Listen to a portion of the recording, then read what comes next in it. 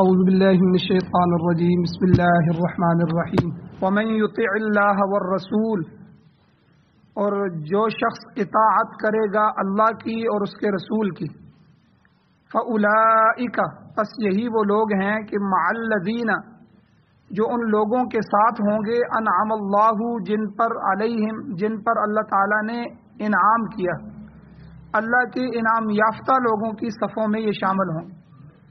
وہ انعام یافتہ لوگ کون سے ہیں؟ من النبیین، ایک تو انبیاء ہیں، والصدیقین، اور دوسرے صدیق لوگ ہیں، والشہداء، اور شہید ہیں، والصالحین، اور صالح نیکوکار لوگ ہیں، وحسن اولئک رفیقا، اور بہت ہی اچھی ہے ان لوگوں کی دوستی، ان لوگوں کی رفاقت۔ ذالک الفضل من اللہ، یہ اللہ تعالیٰ کی طرف سے فضل ہے، وکفا باللہ علیما، اور اللہ تعالیٰ جاننے والا کافی ہے۔ سورۃ النساء کی آیت نمبر 69 اور 70 آپ کے سامنے تلاوت ہوئی ہے، آپ نے ترجمہ سماعت فرمایا۔ ان دونوں آیتوں کی 2 درس اس سے پہلے گزر چکے ہیں۔ کل کے درس میں ان 4 طبقوں میں سے جو منعم علیہم ہیں، جن پر اللہ تعالیٰ نے انعام فرمایا، ان میں سے من النبیین، نبی، ان کے بارے میں کچھ تذکرہ گزر چکا ہے کہ انبیاء کسے کہتے ہیں، نبی کی تعریف کیا ہے، کہ نبی وہ انسان ہوتا ہے جسے اللہ تعالیٰ اپنے احکام پہنچانے کے لیے، اپنی بات پہنچانے کے لیے بنی نوع انسان کی طرف اللہ ان کی ہدایت کے لیے مبعوث فرماتا ہے۔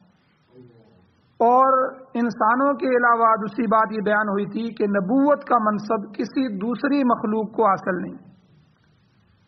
انسان کی تعریف کیا ہے، اہل منطق کے نزدیک جو تعریف تھی وہ بھی کل بیان ہوئی، اور شاہ ولی اللہ محدث دہلوی رحمۃ اللہ علیہ کے فرزند شاہ رفیع الدین رحمۃ اللہ علیہ نے جو کتاب کے اندر تعریف کی وہ بھی بیان ہوئی، کہ انسان جو ہے اصل میں اللہ تعالیٰ نے قرآن مجید میں فرمایا کہ خلق الانسان من علق، ہم نے اس کو ایک لوتھڑے سے پیدا کیا اور مٹی سے پیدا کیا، خلقہ من طین۔ تو اگر اس میں علم ہے، شعور ہے، دین اور ایمان ہے، اللہ اور اللہ کے رسول کو پہچانتا ہے، خالق کی آگاہی ہے، تو وہ صحیح معنوں میں انسان، ورنہ وہ لوتھڑا ہی ہے جس سے اس کی پیدائش عمل میں آئی۔ پھر نبی کے بارے میں بہت ساری جو چیزیں، کہ نبی انسان ہوتا ہے، نبی نور نہیں ہوتا۔ بعض حضرات کہتے ہیں کہ نبی نور ہے، تو نبی نور نہیں ہے، اس کے لیے بہت سے دلائل کل کے درس میں گزر چکے ہیں۔ اور ہر انسان گناہگار ہوتا ہے، لیکن انبیاء کی جماعت جو ہے وہ معصوم ہوتی ہے، ان سے گناہ سرزد نہیں ہونے دیا جاتا، تو ان کے لیے یہ گارنٹی ہوتی ہے کہ نبی سے جو ہے وہ گناہ نہیں ہو سکتا۔ ہاں، جو تھوڑی بہت کوتاہی ہوتی ہے اس کو لغزش کہتے ہیں، تو اس لغزش کو کبھی جو ہے اس طرح کا لفظ استعمال کر کے کہہ دیا جاتا ہے، لیکن وہ نہ صغیرہ گناہ کی تعریف میں آتا ہے نہ کبیرہ گناہ کی تعریف میں آتا ہے۔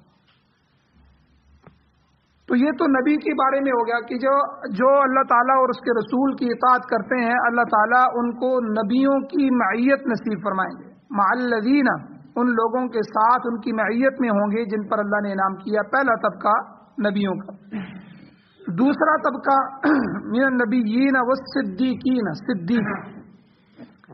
صدیق کی تعریف کیا ہے؟ صدیق کہتے ہیں راست باز، سچا انسان، سچ بولنے والا۔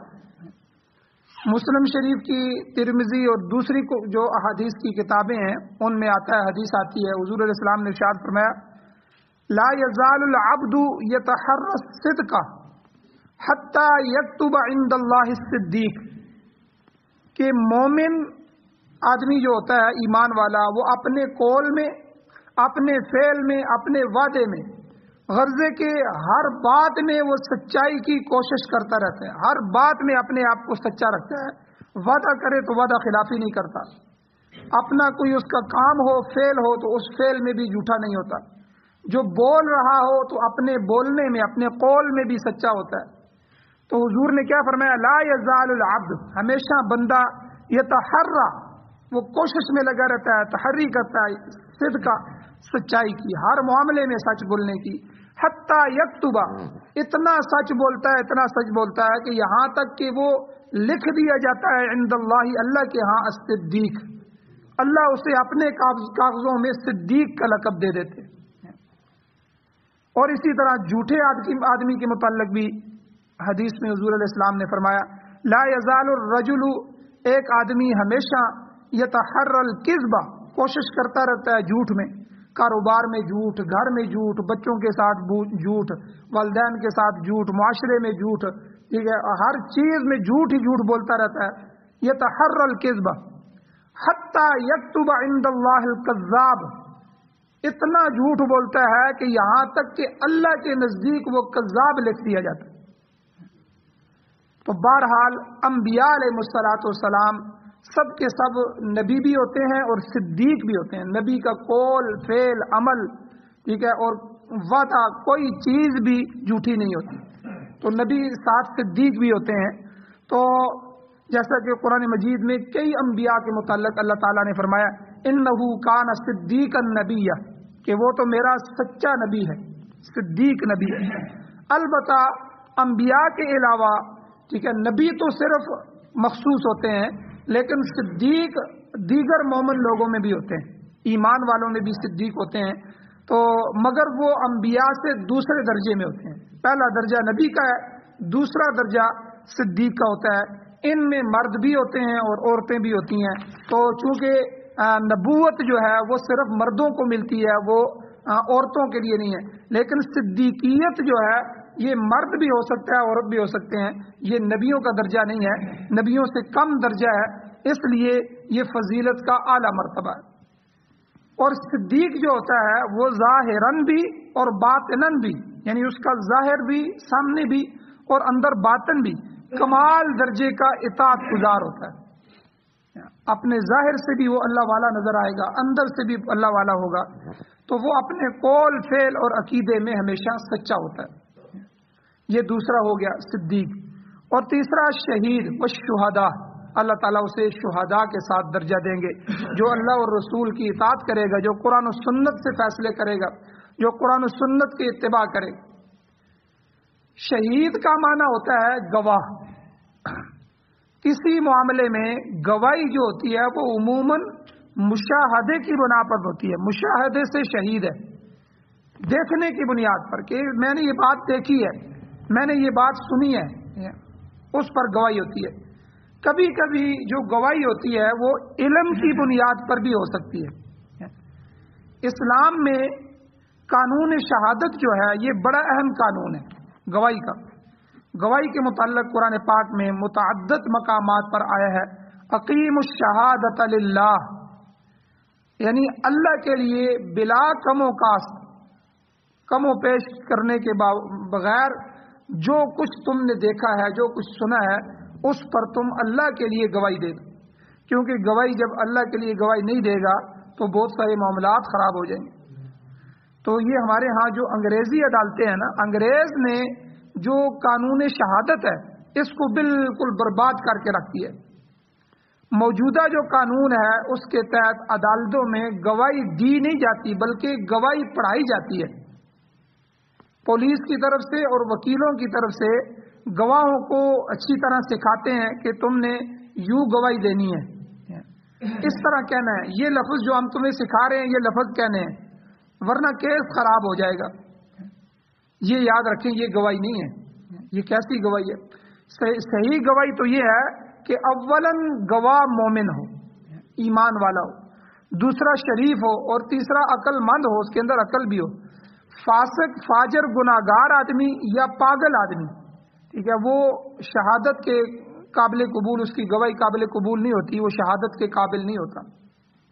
اور پھر یہ ہے کہ جو کچھ اس نے دیکھا ہے صاف صاف عدالت میں بیان کر دے. مقدمات کا صحیح فیصلہ اسی قسم کی گواہی پر ہو سکتا ہے.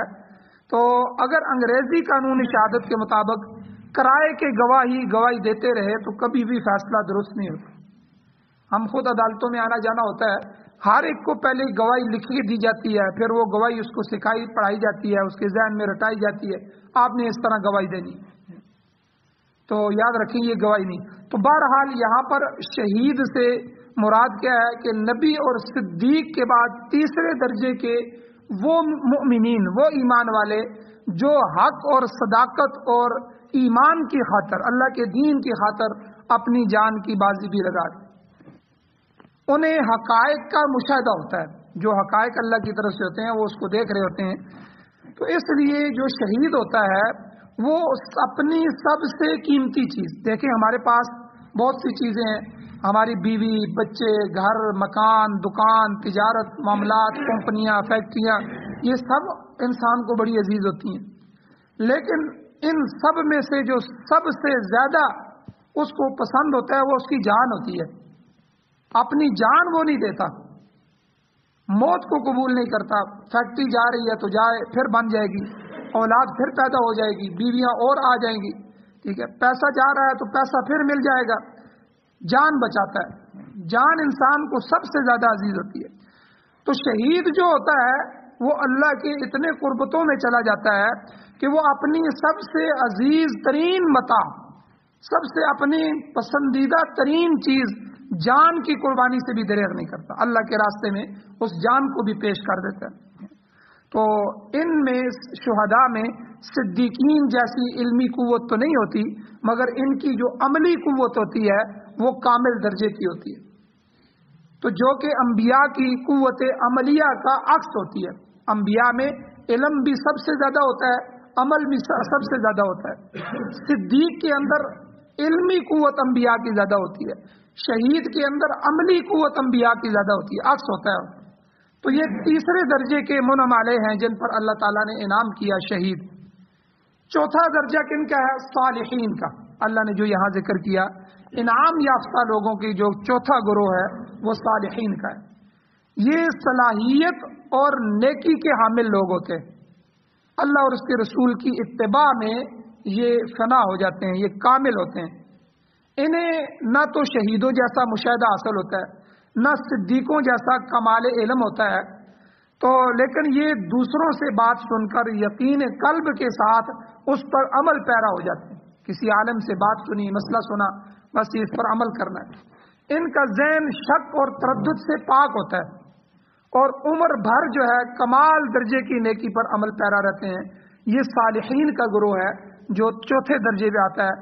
قرآن و سنت کی اصطلاح میں صالح شخص کسے کہتے ہیں؟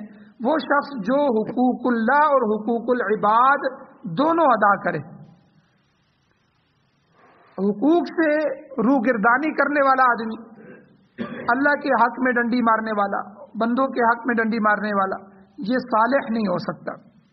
اچھے اور نیک لوگ جو ہے ان چاروں گروہوں کے علاوہ بھی ہیں، مگر وہ ان سے کم درجے میں ہیں. اللہ تعالیٰ نے انعام یافتہ جو گروہ ہے وہ یہ چار ہی ذکر فرمائے ہیں. یہی لوگ صراط مستقیم کے رائی ہیں اور وہ صراط مستقیم پر چلنے والے ہیں. اب منعم علیہم کی جامع تعریف کیا ہے؟ یہ چار جو گروہ ہیں جن پر انعام ہوا ہے، شاہ عبد القادر محدث دہلوی رحمۃ اللہ علیہ فرماتے ہیں کہ نبی پر وحی نازل ہوتی ہے اور اسے حد درجے کا قرب حاصل ہوتا ہے. اللہ کو نبی دنیا میں دیکھ نہیں سکتا، بس یہی فرق ہے. باقی اللہ اس کو اپنے انتہائی قریب کر لیتے ہیں کیونکہ اللہ نے اس پر وحی نازل کرنی ہوتی. تو لہذا نبی جو ہوتے ہیں وہ اس عالم دنیا سے اوپر عالم بالا جو ہے اس کی چیزوں کا قریب سے مشاہدہ کرتے ہیں، ان کا اتنا قرب ہوتا ہے. اور شاہ صاحب فرماتے ہیں کہ صدیق جو ہوتا ہے نبی سے نچلے درجے کا صدیق، اس میں غائب درجے کی قلبی صفائی ہوتی ہے، اس کا دل بالکل صاف ہوتا ہے. گویا کہ وہ نبی تو نہیں ہوتا لیکن نبی کا عکس اس کے دل پہ ہوتا ہے. جیسے حضرت ابوبکر صدیق رضی اللہ تعالیٰ عنہ، جو حضور کی صفات تھی، جو کچھ حضور میں تھا، اس کا عکس سارا کا سارا صحابہ میں آیا. چونکہ صحابہ نے حضور سے تربیت لی، استاد کی عادتیں، استاد کے پیغامات، استاد کے عقائد، استاد کے نظریے، استاد کا سارا کچھ شاگردوں میں جاتا ہے. لیکن حضرت ابوبکر صدیق رضی اللہ تعالیٰ عنہ کی قلبی صفائی اتنی زیادہ تھی کہ حضور کا جو کچھ تھا اس کا سارا عکس جو ہے وہ حضرت ابوبکر صدیق کے دل پر پڑا. اور جو صدیق ہوتا ہے اس میں فضائل کی بہتات ہوتی ہے، اس کی فضیلتیں ہی بہت زیادہ ہوتی ہیں۔ حضور علیہ السلام نے سب صحابہ کی فضیلتیں بیان فرمائی، لیکن حضرت ابوبکر، حضرت عمر رضی اللہ عنہ کے بڑے فضائل بیان فرمائے۔ اور جو رذائل ہوتے ہیں، گناہ ہوتے ہیں، رذائل ان سے دور ہو جاتے ہیں۔ اسی لیے سارے صحابہ کے بارے میں ہمارا یہ عقیدہ ہے کہ صحابہ انبیاء کی طرح معصوم تو نہیں ہیں کہ ان کے لیے گارنٹی ہو کہ ان سے گناہ نہیں ہو سکتا۔ نبیوں کے لیے تو گارنٹی ہوتی ہے کہ ان سے گناہ سرزد ہی نہیں ہونے دیا جاتا۔ حالانکہ نبی میں شہوت بھی ہوتی ہے، نبی انسان ہوتا ہے، نبی کا جسم ہوتا ہے، نبی شادیاں بھی کرتا ہے، نبی کو بھوک پیاس بھی لگتی ہے، سب کچھ انسانوں کی طرح ہوتا ہے، لیکن نبی سے گناہ سرزد نہیں ہونے دیا جاتا۔ اور جو صدیق ہیں، صحابہ ہیں، جو نبی کے آگے یار ہیں، نبی کے جو ہے وہ جانثار ہیں، تو ان کی جو جماعت ہے وہ انبیاء کی طرح معصوم تو نہیں ہے، لیکن ہمارا عقیدہ ہے کہ وہ محفوظ ہیں، کہ صحابہ سے بھی انبیاء کی طرح گناہ نہیں ہونے دیا جاتا۔ کبھی ان سے گناہ ہو جائے تو وہ گناہ ان کے پلڑے میں باقی نہیں رکھا جاتا، فوراً ان کو ایسی سچی توبہ کی توفیق دی جاتی ہے کہ دنیا حیران ہو جاتی ہے کہ انہوں نے کیسی توبہ کی۔ کئی واقعات میں نے پہلے بھی بیان کیے ہیں، وہ ایک عورت کا واقعہ کہ زنا جیسا گناہ ہو گیا، کس طرح اس نے معافی کی۔ کئی اور جو ہے گناہ ہوئے تو فوراً ایسی معافی مانگی کہ اس گناہ کو بالکل صاف کر دیا گیا۔ تو صحابہ معصوم نہیں ہیں لیکن محفوظ ہیں، اسی لیے صحابہ معیار حق ہیں۔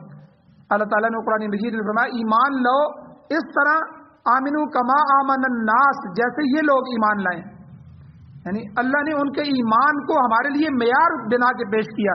تمہارا ایمان صحابہ کے ایمان کی طرح ہو جائے گا تو میں تمہارے ایمان کو قبول کر لوں۔ تو یہ معیار حق ہے صحابہ۔ بعض لوگ کہتے ہیں جی معیار حق نہیں ہے، ہم ان کو معیار حق نہیں مانتے۔ قرآن کہتا ہے ایمان صحابہ کی طرح، کردار صحابہ کی طرح، اخلاق صحابہ کی طرح۔ اور اللہ نے قرآن میں فرمایا اولئک الذین امتحن اللہ قلوبہم للتقوی، اللہ نے ان کے دلوں کا امتحان لیا تقوی کے ساتھ، ان کے دل تقوی سے پر ہیں۔ اور ایک عالم نے بڑی عجیب بات کہی کہ جنتیوں کو جنت میں جانے کے بعد جو چیز سب سے آخر میں اللہ سب سے قیمتی نعمت عطا فرمائیں گے، وہ کون سی ہوگی؟ اللہ کی رضا۔ جنتیوں کو سب کچھ مل جائے گا تو اللہ تعالیٰ ان سے کہیں گے کہ ایک چیز ایسی رہ گئی ہے کہ جو تمہیں دینی ہے۔ جنتی کہیں گے یا اللہ آپ نے جنت دے دی ہے، ہر نعمت دے دی ہے، اپنا دیدار کروا دیا ہے، اور یہ اتنے بڑے اعلیٰ درجات دے دیے ہیں، تو اور کون سی چیز ہے؟ اللہ کہیں گے ایک چیز ہے، وہ ہے میری رضا، کہ آج کے بعد میں تم سے کبھی ناراض نہیں ہوں گا، ہمیشہ تم سے راضی رہوں۔ یہ رضا کا پروانہ۔ تو وہ علماء عالم فرمانے لگے بڑا عجیب نکتہ کہ جو جنتیوں کو جنت میں جانے کے بعد بھی سب سے آخر میں ملے گا وہ اللہ تعالیٰ نے صحابہ کو دنیا میں عطا فرما دیا۔ رضی اللہ عنہم ورضوا عنہ، میں اللہ ان سے راضی ہو گیا اور وہ سارے مجھ سے راضی ہیں۔ اللہ نے صحابہ کو یہ درجہ جو جنتیوں کو آخر میں ملنا ہے وہ دنیا میں عطا فرما دیا۔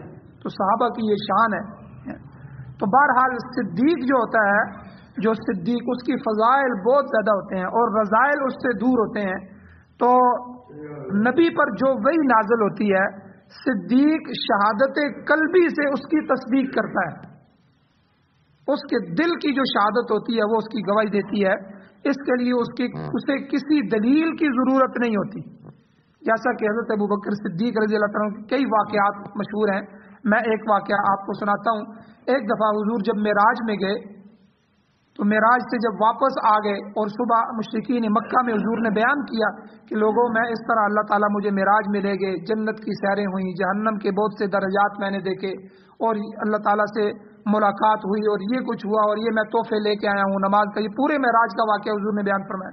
ابوبکر صدیق وہاں موجود نہیں تھے، اور ابو جہل نے جب ابوبکر صدیق آئے تو ان کو فوراً کہا کہ تمہیں پتہ ہے تمہارے ساتھی نے کیا کہا ہے؟ انہوں نے کہا کیا کہا ہے؟ انہوں نے کہا کہ یہ پہلے اس نے پوچھا کہ ایک شخص یہ کہے کہ یہاں سے میں ادھر گیا ہوں اور اتنے کرے اتنے آسمان میں نے پار کیے ہیں اور پھر میں نے جنتیں۔ ابوبکر صدیق رضی اللہ عنہ نے کہا کہ یہ کس نے کہا ہے؟ انہوں نے کہا کہ حضور نے کہا ہے۔ انہوں نے کہا اگر انہوں نے کہا ہے تو پھر سچ کہا ہے، میں اس کی گواہی دیتا ہوں۔ تو ان کا نام صدیق پڑ گیا۔ تو صدیق جو ہوتا ہے اس کو کسی دلیل کی ضرورت نہیں ہوتی، اس کی شہادت قلبی اس کی تصدیق کرتی ہے جو پیغمبر پر وحی نازل ہوتی ہے۔ اور غرض کے نبی کا مشاہدہ جو ہوتا ہے وہ قریب سے ہوتا ہے، صدیق کا مشاہدہ دور سے ہوتا ہے۔ تو اس لیے اس کا دوسرا درجہ ہے۔ اس کے بعد شہید کا درجہ ہے کہ شہید جو ہے یہ درجہ دلائل اور براہین کے ساتھ، ریاضت اور عبادت کے ساتھ حاصل ہوتا ہے۔ صدیق کو تو دلائل کی ضرورت نہیں ہوتی، اس کی تو قلبی شہادت اتنی تیز ہوتی ہے، لیکن جو اس کے بعد شہید ہوتا ہے وہ دلائل کی وجہ سے شہادت کے لیے تیار ہوتا ہے۔ قرآن پڑھتا ہے، قرآن کی آیات میں اس کے لیے جنت کے وعدے ہیں، جہاد کا حکم ہے، اور دلائل اور براہین، پھر اس کے ساتھ وہ اپنے آپ کو ریاضت میں لگا دیتا ہے۔ اللہ جل شانہ کا ذکر، اللہ کی قرآن کی تلاوت اور اپنے آپ کو تیار کرنا، اس کی مشقیں کرنا اور عبادت، اس کے بعد اسے یہ درجہ حاصل ہوتا ہے، اور اسی لیے اس کا درجہ تیسرا ہے۔ اور شاہ صاحب فرماتے ہیں صالح چوتھے نمبر پر وہ ہے جس کے قلب میں قرینے کے ساتھ اطمینان پیدا ہوتا ہے۔ ایک اطمینان پیدا اللہ کر دیتے ہیں۔ صالحین عام لوگوں میں سے، مومنین میں سے بھی جو صالح ہوتے ہیں ان کے دل مطمئن ہوتے ہیں، جس کے ذریعے وہ اللہ اور اس کے رسول کی اطاعت کرتے ہیں۔ امام بیضاوی رحمۃ اللہ علیہ جو مفسر قرآن ہیں انہوں نے بھی یوں ہی تعویل کی ہے، تو یہ شاہ صاحب نے چاروں کے مراتب بیان فرمائے ہیں۔ تو یہ اللہ تعالیٰ کی طرف سے ہمیں جو ہے بہت بڑا درجہ عطا فرماتے ہیں اللہ تعالیٰ کہ ان لوگوں کی رفاقت اللہ ہمیں نصیب فرماتے ہیں۔ تو باقی کچھ مسائل اور بھی ہیں انشاءاللہ کل کے درس میں بیان کیے جائیں گے۔ اللہ تعالیٰ سے دعا ہے اللہ ہمیں عمل کی توفیق عطا فرمائے۔ آمین۔ الحمدللہ رب العالمین والعاقبۃ للمتقین والصلاۃ والسلام علی رسولہ النبی الامی الکریم۔ یا اللہ ہماری کمیوں کوتاہیوں کو معاف فرمائیے، درگزر فرمائیے، صغیرہ کبیرہ گناہوں کو معاف فرمائیے۔ یا اللہ جو حضرات بیمار ہیں ان کو شفا عطا فرمائیے، جو پریشان حال ہیں ان کی پریشانیوں کو دور فرمائیے۔ یا اللہ قرآن و سنت کو سننے، سمجھنے، عمل کرنے کی توفیق عطا فرمائیے۔ یا اللہ ہمیں ایسے اعمال نصیب فرمائیے، اپنی اتنی محبت نصیب فرمائیے کہ کل ان چار طبقوں کے ساتھ ہماری شمولیت ہو جائے۔ یا اللہ ہمیں نبیین، صدیقین، شہداء اور صالحین کے ساتھ یا اللہ اٹھنے کی توفیق عطا فرمائیے۔ یا اللہ شہادت کا درجہ نصیب فرمائیے، میدان جہاد میں اپنے دین کی سربلندی کے لیے، اعلاء کلمت اللہ کے لیے اپنی جان تک قربان کرنے کی توفیق عطا فرمائیے۔ پوری دنیا میں یا اللہ امارت اسلامیہ کے لیے، قرآن و سنت کے احیاء کے لیے جتنے بھی حضرات لگے ہوئے ہیں، جن کی کوششیں ہیں، یا اللہ ان کی کوششوں کو قبول فرمائیے، ان کی محنتوں کو قبول فرمائیے۔ یا اللہ ان مجاہدین کی مدد و نصرت فرمائیے۔ یا اللہ ان کے لیے نصرت کی ہوائیں چلا دیجیے۔ یا اللہ ان کو دنیا میں کامیاب فرمائیے، آخرت میں کامیاب فرمائیے۔ یا اللہ ہمیں بھی میدان جہاد میں شہادت نصیب فرمائیے۔ یا اللہ ہم سب کا خاتمہ ایمان پر فرمائیے۔ یا اللہ سعادت والی زندگی اور شہادت والی موت نصیب فرمائیے۔ یا اللہ ہماری دعاؤں کو محض اپنے فضل و کرم سے قبول فرمائیے۔ صلی اللہ تعالی علی خیر خلقہ محمد وآلہ وأہل بیتہ وازواجہ وذریتہ وعترتہ اجمعین برحمتک یا ارحم الراحمین۔